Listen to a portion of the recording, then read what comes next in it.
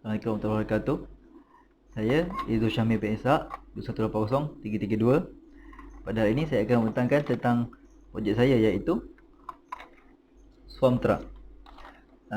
Truck ini telah direka khas untuk syarikat-syarikat penghantaran barang seperti Pos Laju, DHL dan Nijavan. Kemudian saiz model yang telah saya buat ni adalah dia punya panjang adalah 14 cm.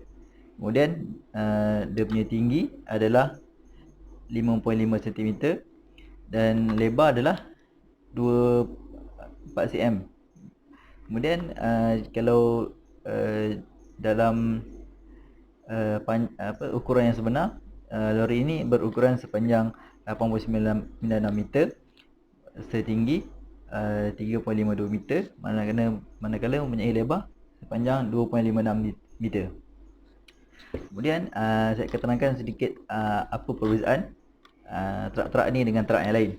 First sekali, kalian tengok di sini ada saya sediakan pot di mana ada tiga di sebelah setiap sisi, di mana 3 di sebelah kanan dan 3 di sebelah kiri. Pot ni adalah untuk tempat di mana drone akan dilancarkan. Di mana penggunaan drone ini akan banyak menjimatkan masa, dari segi masa, kos dan tenaga. Ini kenapa? Kerana pihak syarikat-syarikat penghantar ni tidak perlu menggunakan kaedah tradisional seperti menggunakan penghantar mereka, iaitu orang-orang yang menggunakan motor ataupun van. Kemudian dengan menggunakan sebanyak 6 drone yang boleh dilancarkan pada satu masa, boleh menjimatkan masa dan kos dalam untuk penghantaran barang kepada pelanggan mereka. Kemudian setelah itu, untuk seperti yang anda tengok di atas ni, ini adalah satu solar panel yang telah dipasang pada atas permukaan truk ini. Tujuan truk ini dipasang dengan solar panel adalah bukan untuk menggerakkan enjin truk ni, tapi digunakan untuk cas bateri drone yang telah mereka gunakan untuk proses penghantaran tadi. Dan yang lebih menarik sekali adalah drone ini akan dicas apabila truk ini sedang berjalan, di mana drone itu tidak digunakan dan akan dicas sehingga penuh untuk digunakan pada proses penghantaran yang seterusnya. Kemudian untuk mengoperasikan truk ini mempunyai seramai dalam 10 orang, di mana 2 orang driver, satu driver yang sedang mandu, dan manakala seorang lagi sebagai simpanan, seperti yang telah kami ajar dulu, iaitu menggunakan slip seat system yang boleh menggantikan relay system.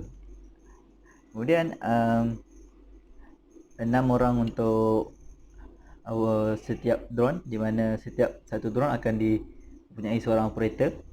Kemudian manakala lagi 2 orang untuk sebagai pembantu untuk packaging barang ataupun membantu proses-proses untuk melancarkan drone ini.